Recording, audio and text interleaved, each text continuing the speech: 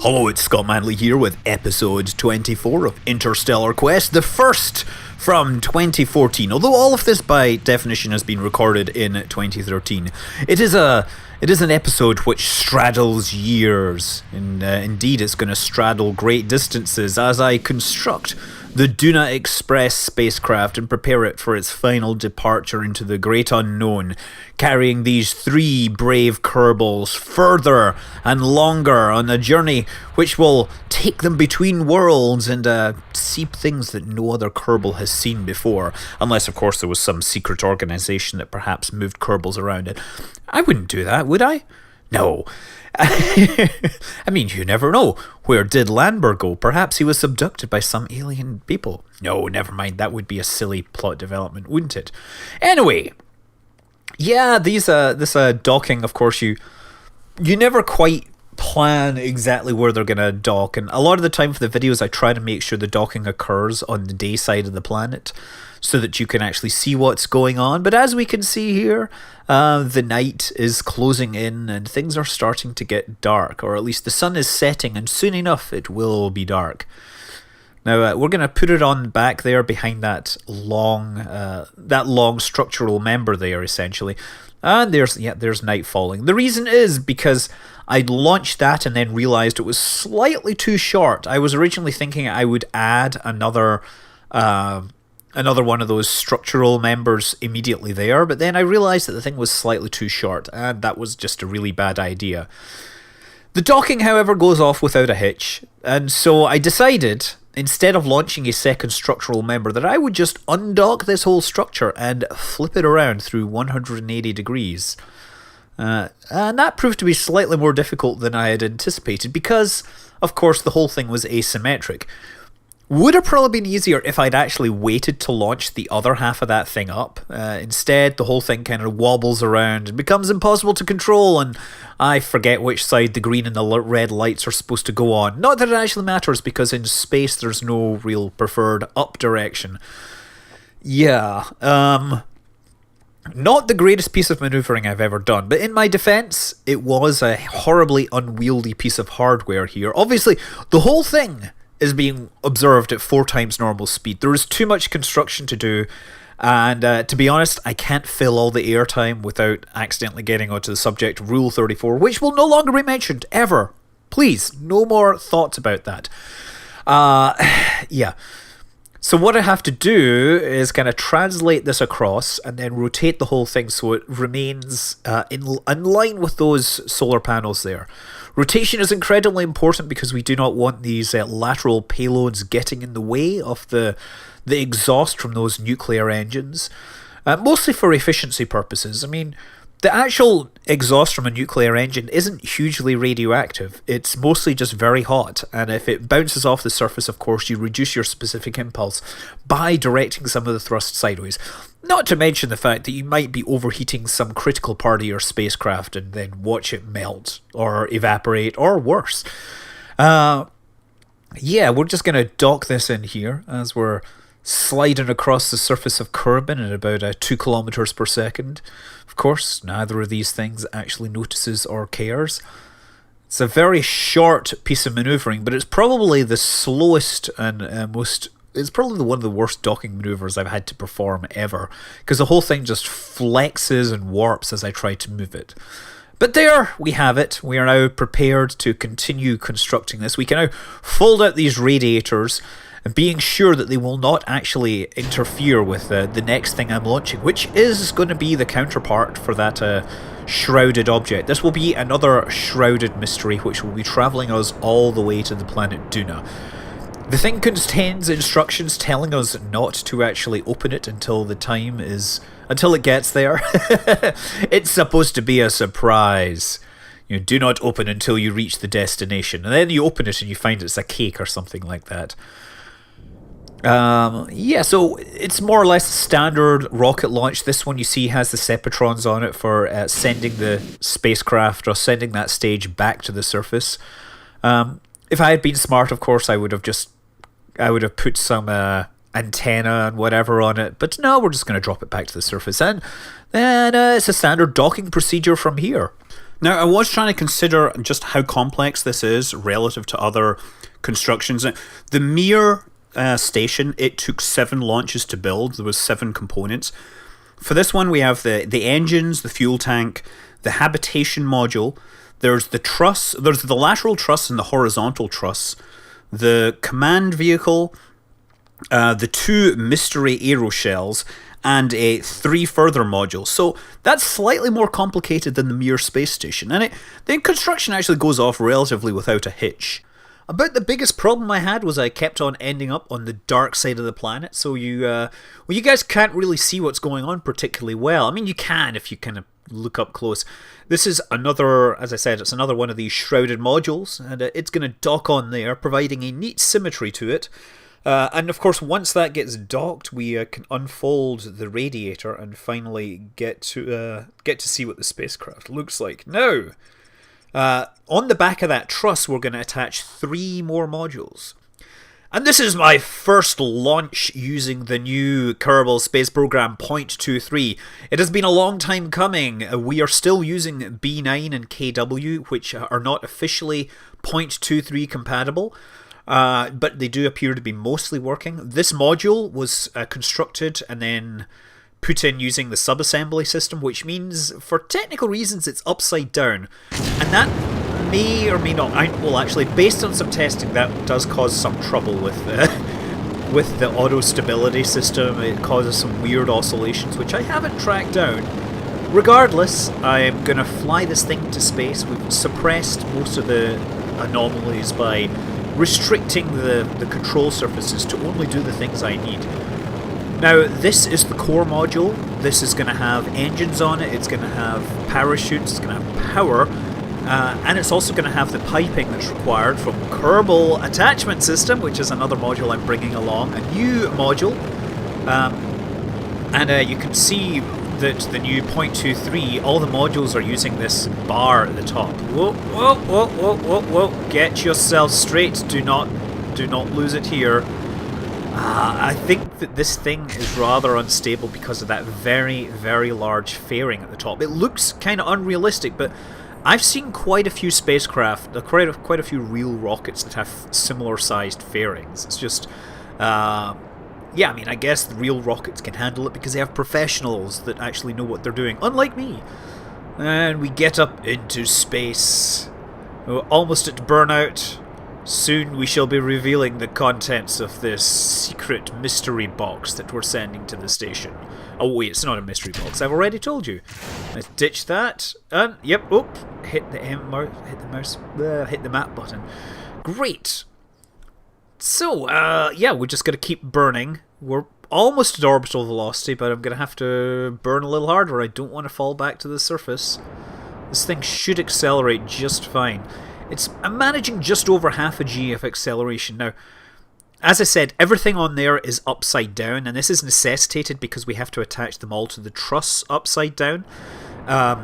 So all 3 of the modules that we're launching have to be launched like this because the truss sits underneath and the legs all fold down around the truss, and that way, despite the fact that they have differing heights, they all have the same base height, so they will all interact correctly with the surface and look awesome.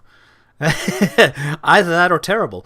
It will be really embarrassing if these things fall over and die or crush everyone. Anyway, we're here coming in to get our docking on. So yeah, how many modules do we have? We have like 7 at the back, and then we have the crew capsule, the habitation module, the fuel, and we got over 11 module. That's pretty good. Way more complex than Mir, but not nearly as complex as the ISS, which has had something like 35 launches which delivered materials to it. And actually, there's still launches that are scheduled. Supposedly, there will be a new Russian lab being launched this year. It's going to be the Nauka? I probably mispronounced that, but it was originally scheduled for a long time ago, but because of cash flow issues, it's kind of been delayed, and the European Space Agency is now a participant in this. They're going to have a robotic arm and stuff. I'm not sure if it's actually officially scheduled, but currently it says 2014 is when it's going to launch, but given that the article which was talking about the launch date, yeah, it's currently scheduled for after 2014. Now that I look at the actual internet, so it looks like we're going to have to wait another year for more stuff to go to the International Space Station. Obviously, the stuff that's going to be going in the future is all going to be launched by Russian Proton rockets, with the possible exception of the what do you call it? The inflatable habitation module that they've been talking about. That may go up at some future juncture, launched by a Falcon, presumably. That's Bigelow Aerospace. They want to have an inflatable module for testing, testing their space hotel, basically. So this is the second part of the Duna base that is going to the surface. Basically the same rocket. And yeah, also note, new sounding the solid rocket boosters that sound a little more beefy. I'm not sure where that came from, but I certainly like the sound effect a little more than what we once heard. Of course, it couldn't have been in the previous one, and I just never noticed because, yeah, usually I'm talking over launches and I don't notice these things. There's some other modules that are supposedly scheduled for launch to the International Space Station. There's the Uzlovi, I don't know. It's a node module, basically. It's going to be a permanent part of the Russian section, and it will be a node where they can attach multiple parts to extend the space station. It is still scheduled for delivery in 2014, but again, we don't know because the article I'm reading is maybe out of date. Who knows? There's a couple of other science/power modules that, well, no information is forthcoming, so they're probably not going to be launched anytime soon. Yeah, the Bigelow module is pretty big. It starts off relatively small. It can be inflated to up to like 565 cubic feet. It'll be it's only like 3 tons, but the whole material expands out and gives you a much larger volume to work on. We'll see what happens. It'll be really interesting to see whether this gets approved. So anyway, we're obviously continuing our flight into space here. Now if you look at the little panel in the top left, that contains the icons now. This is a new mod that somebody came up with that adds a little docking panel for all the buttons and stuff you need. You have the Ferrum Aerospace, you have the alarm clock, I have TAC fuel balancer, which is useful, and then I have Thunder Aerospace, I have the TAC life support, and the docking UI for from Navyfish. Kethane, obviously not in there at this time. I've discovered a couple of bugs with this. Do not try to move it around while you're in the hangar, or while you're in the vehicle assembly building, or it will not work. Finally, we ditch the panels and you get to take a look at this.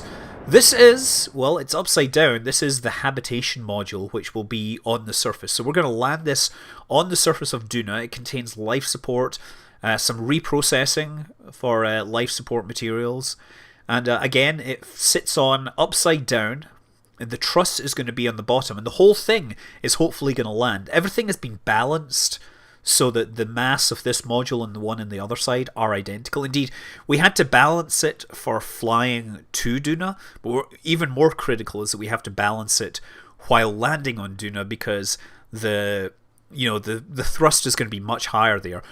With all this mass, and it will be about 140 tons when we try to break orbit, the acceleration of those two little engines will give us about 0.09, less than 1 meters per second of acceleration, which means it's going to take the better part of 20 minutes of acceleration. Actually, it'll probably take a lot more because we'll have lag to contend with.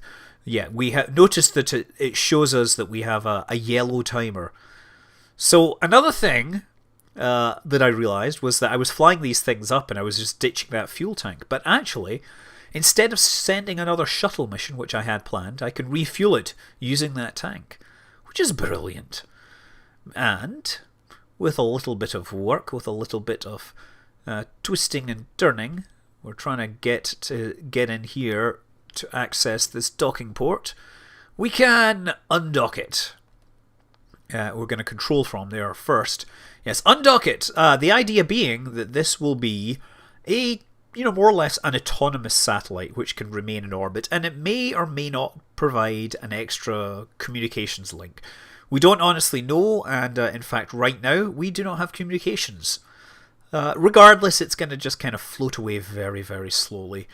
And, well, eventually, it won't have any chance of colliding with us, so we should be okay.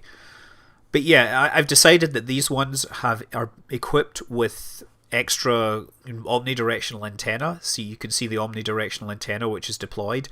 This will more or less float around, and provided there's two things within range, it will patch through communications for us and help just a little to make sure that we can actually continuously communicate across our assets in Kerbal orbit. There it is, heading off, and we're still waiting to actually get an uplink. We could probably get an uplink by using the spacecraft, the mothership there. We could deploy a dish. But actually, as we fly over as we fly close enough to the space center, we're now getting an uplink. So that is enough for us for now. These little deployable antenna, their range aren't quite as good as the other ones, as the Communitron 32, but they have much lower power requirements, which is actually, I think it makes the difference, because I only have a couple of static solar panels there. Okay, so the final launch. And, I'm sure you guys are all very happy that I skipped through all this, because honestly, I was running out of things to talk about. Yeah, this one, again, is an identical launch vehicle, identical in every way, except for the antenna, which was slightly different between the second and third one. The payloads are identical in mass, so that's to be expected, to be honest. Now, it's going to more or less fly using the usual ascent path. It's a 9-ton module, I believe, or it's 9 tons or thereabouts, including the... once it's detached, once it's attached to the truss, it's about 9 tons. So the total base that's landing on Duna is about 30 tons, and it's all going to come down under a number of parachutes, and hopefully will not tear apart. I have been trying the Real Shoot mod, however, I've been having a lot of crashes, and so it's temporarily not installed. Yes, I shall have to talk about the epic crashes I have been having. You will... yes... transitioning from 0.22 to 0.23 has been problematic, to say the least. I've ended up having to edit save files to make sure that things actually work, and when the things were not edited, the problems were spectacular. So this is the science lab, the new science lab which has been added in KSP 0.23. It will exist. It will allow us to modify our experiments, reset experiments and whatnot. Again, whole thing is sitting upside down here because we have to attach it to the truss. There's a little probe on there because, again, that was because of the sub-assembly loader, the way that worked. And yet, coming in, we just have to be careful not to scrape the paint here. And, scraping the paint may not seem such a mission critical feature, but you have to remember that when you're in space, paint flecks are actually dangerous when they're traveling at orbital velocities. Indeed, they had to replace a window on the space shuttle after a paint chip embedded itself in it. It was one morning the astronauts woke up and noted some fractures in the outer surface of the window. So they were not the most comfortable, let's say. I wonder if they left anyone on watch. Yeah, so after they returned to Earth, they took the window out and they examined it, and they found the remains of a chip of paint. I can't remember if they ever figured out what it came from, but point being, any kind of bumping or scraping can knock off things, which can be deathly dangerous. And it would be funny if Kerbal Space Program modified or modeled these kind of things. Okay. Finally, our spacecraft is almost done. We're going to ditch this. This will remain in orbit as an opportunistic communications satellite. And this other object, it is actually going to switch over to the middle node, and it's going to carry itself... We're going to carry it along as an extra fuel tank early on. So the design without this includes enough fuel to get a delta V of about 3 kilometers per second, and that is about 20% more than what you need to go to Duna and back, providing you perform a perfect aerobrake and perfect everything. We're going to save a little on the way back because, of course, we're not going to be carrying the mass of the Duna base or any of the other hardware we land on the surface. But I figured it would be prudent to bring along this extra fuel tank and ditch it in Kerbal orbit. We'll probably not be able to escape before we burn up all its fuel. There we go there. That is the Duna Express ready to break orbit. Obviously in the next episode, that will be where we're doing this. Now, I was talking about problems. Well, one of the problems I had was that Spacelab 1 spontaneously exploded when I switched to it. Yeah, that was a big problem, and I tried to figure out what was going on, and I can show you what's going on when I replay things at 1/4 normal speed. Now, if you look very carefully at this, you can see that there's actually 2 copies of the space station of Spacelab 1 occupying the same position.